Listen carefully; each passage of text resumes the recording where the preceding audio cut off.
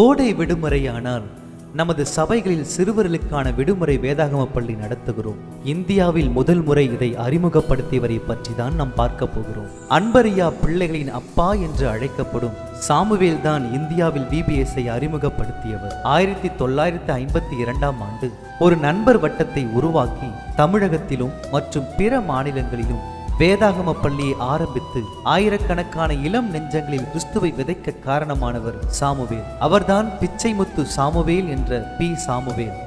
Samuel அவர்கள் 1922ஆம் ஆண்டு June மாதம் 15ஆம் தேதி திருநெல்வேலியில் உள்ள கோவில்பட்டியில் பிச்சைமுத்து மற்றும் ஞானசுந்தரி ஆகியோரின் 11 பிள்ளைகளில் 6வது பிள்ளையாக பிறந்தார். இவருக்கு 9 வயதான போது இவரின் தாயார் மரித்து போனார்கள். இவரின் தகப்பன் ஒரு ஆடு வியாபாரி. மிக சாதாரணமான குடும்பத்தை சேர்ந்தவர். இவர் ஆரம்ப கல்வியை அருகில் இருந்த ஒரு கிறிஸ்தவ பள்ளியில் பயின்றார். பின்னர் மேற்படிப்புக்காக பாளையங்கோட்டையில் உள்ள தூய ஜான் பள்ளியில் சேர்க்கப்பட்டார். ஆனால் இவருக்கு படிப்பில் ஆர்வம் இல்லாததால் சரியாக படிக்கவில்லை. இவர் படிப்பில் தான் குறை உள்ளவராய் இருந்தாரே தவிர ஆண்டவரோடு மிக நெருங்கிய ஐக்கியம் கொண்டிருந்தார். எப்பொழுதும் ஜெபிப்பதிலும் வேதம் வாசிப்பதிலும் ஈடுபாடு உள்ளவராக இருந்தார். ஒரு முறை மதுரையில் நடைபெற்ற பொன்னம்மா சன்னியாசினியின் ஆவிக்குரிய கூட்டத்தில் கலந்து கொண்டார். இக்கூட்டத்தின் மூலம் இவரின் வாழ்வில் இன்னும் பெரிய மாற்றங்கள் ஏற்பட்டது. இதன் காரணமாக ஆண்டவருக்காக எதையாவது செய்ய வேண்டும் என்ற ஆர்வம் அதிகமாக எழுந்தது. இவரின் வாழ்வில் கல்வியும் குறைவு, வேலையும் இல்லாத சூழ்நிலை. இதை கண்டு இவரின் தகப்பனார் மிகவும் வருத்தம் கொண்டார். இந்த நிலையில் சாமுவேல் உத்தரப்பிரதேசத்தில் இருந்த பர்மா கம்பெனியில் வேலைக்கு சேர்ந்தார். இங்கிருந்த சூழ்நிலைகள் இவரை ஆண்டவரை விட்டு தூரம் கொண்டு போனது. இந்நிலையில் இவர் வியாதிப்பட்டார். மரண தருவாயில் மருத்துவமனையில் இருக்கும் நேரத்தில், இன்று நீ மரித்தால் எங்கே போவாய் என்று ஆண்டவர் தம்மோடு கேட்பதை உணர்ந்தார். அந்த நேரத்திலேயே தமது வாழ்வை திரும்ப ஆண்டவருக்கு அர்ப்பணித்தார். திரும்ப கோவில்பட்டிக்கு வந்தார். இவரின் குடும்பத்தினர் இவரின் சூழ்நிலையை கண்டு வேதனைப்பட்டனர். இதனால் ஜெபிக்கும்படிக்கு அருகில் இருந்த சபைக்கு சென்றார். அங்கே இவரின் கண்களில் ஒரு கைப்பிரதி தென்பட்டது. அதில் ஊழியம் செய்ய இளம் வாலிபர்கள் தேவை என்று இருந்தது. உடனே இவர் அந்த ஊழியத்தில் ஒரு சுவிசேஷகராக இணைந்து கொண்டார். பொது இடங்களில் கிறிஸ்தவ படங்களை திரையிடுவது, கைப்பிரதிகள் கொடுப்பது, தெரு பிரசங்கம் செய்வது போன்ற ஊழியத்தில் ஈடுபட்டார். இதில் இவருக்கு ரூபாய் 30 சம்பளமாக கொடுக்கப்பட்டது. 1948ஆம் ஆண்டு பேராயர் செல்வின் அவர்கள் மூலம் நெல்லை பேராயத்தில் ஊழியம் செய்ய இவருக்கு அழைப்பு வந்தது. 3 ஆண்டுகள் இவர் சிறுவர் ஊழியம் செய்தார். இந்த காலகட்டத்தில் துணி போர்டுகளில் படம் ஒட்டி கதை சொல்லும் வழக்கத்தை இவர் பயன்படுத்தினார். பின்னர் அருள் திரு ஜாக் ட்ரசல் என்பவர் சாமுவேலை பங்காருப்பேட்டில் உள்ள SIPC இறையியல் கல்லூரிக்கு சென்று இறையியல் கற்கும்படிக்கு உற்சாகப்படுத்தினார். 1950 முதல் 1952 வரை இறையியல் கற்றார். இந்த இடத்தில் இருந்த திரு ஹாமில்டன் மற்றும் திருமதி மார்கரெட் என்பவர்கள் வெளிநாடுகளின் வழக்கத்தில் இருந்த விடுமுறை வேதாகம பள்ளியை இங்கேயும் முயற்சி செய்யும்படி ஊக்கப்படுத்தினர். இதனால் 1952ஆம் ஆண்டு ஏப்ரல் மாதம் இவர் VBS ஊழியத்தை கோவில்பட்டியில் ஆரம்பித்தார். இவரின் இந்த முயற்சியில் பாக்கியதாய் என்பவர்களும் ஈடித் மார்க்கன் என்பவரும் இவருக்கு பேர் உதவியாக இருந்தனர். முதல் முயற்சியிலேயே 75 பிள்ளைகள் இதில் கலந்து கொண்டனர்.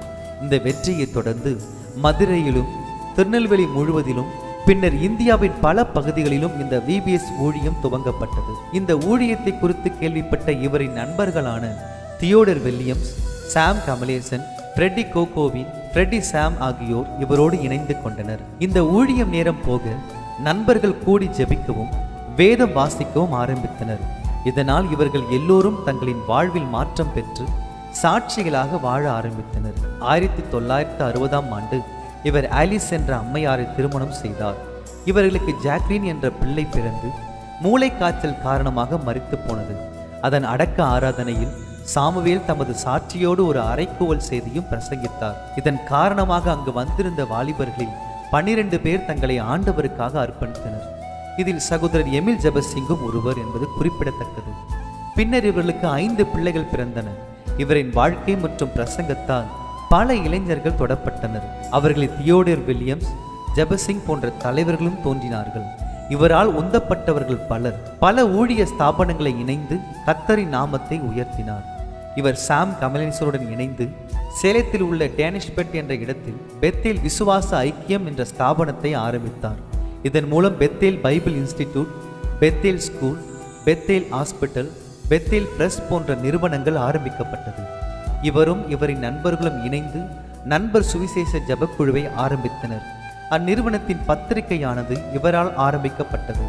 இவர் பல இளைஞர்களை ஆண்டவரிடத்தில் வழிநடத்தினது மாத்திரமல்ல, அவர்களில் பலரை ஆண்டவரின் ஊழியத்தை செய்யும்படிக்கு உற்சாகப்படுத்தி பல ஸ்தாபனங்களில் அவர்கள் இணைந்து பணியாற்ற வழி செய்தார். இவர் ஜபக்கூடுகையை ஆரம்பித்து அதன் மூலம் வாலிபர்களை ரட்சிப்புக்கு வழி நடத்தினார்.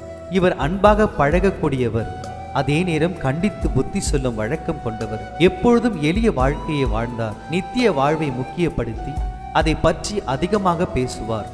இவர் தரிசனம் மட்டும் காண்பவர் அல்ல, தரிசனத்தை செயல்படுத்துவதிலும் சிறந்தவர். இவர் தனது கடைசி காலங்களில் டேனிஷ்பேட்டையிலும் கோவில்பட்டியிலும் கழித்தார். இவரின் துணைவியார் கோவில்பட்டியில் இருந்தார். இவர் தமது பிள்ளைகளுக்காக ஒன்றும் சேர்த்து வைக்கவில்லை. இவர் துணைவியார் ஆலிஸ் 1999 அக்டோபர் மாதம் 5ஆம் தேதி கர்த்தருக்குள் நித்திரையடைந்தார்.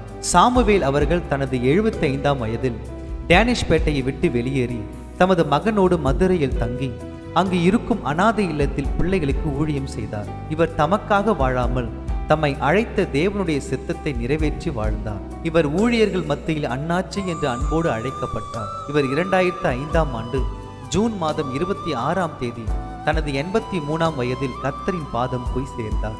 60 ஆண்டுகள் தமது விசுவாச ஓட்டத்தை கர்த்தருக்காக ஓடி முடித்தார் சாமுவேல் ஐயா அவர்கள். விசுவாசத்தில் உயர்ந்தவராக மிஷனரி சகாப்தமாக வாழ்ந்த மனிதருள் மாணிக்கம்தான் சாமுவேல் ஐயா அவர்கள். இவர் நம்மிடையே வாழ்ந்தார் என்பது நமக்கு சிறப்பையும் நற்செய்தி பணியில் நமக்கு ஆர்வத்தையும் தருகின்றது. என் அன்பு நண்பர்களே, நமது வாழ்விற்கு பின்பும் நம்மை பற்றி இப்படி சொல்ல முடியுமா என சிந்தித்து பார்ப்போம். ஆண்டவருக்கு திறமை உள்ளவர்கள் தேவையில்லை, அவர் சித்தம் செய்பவர்கள் மட்டும் போதும். ஆகவே அவர் சித்தம் செய்ய அர்ப்பணிப்போம். God bless you.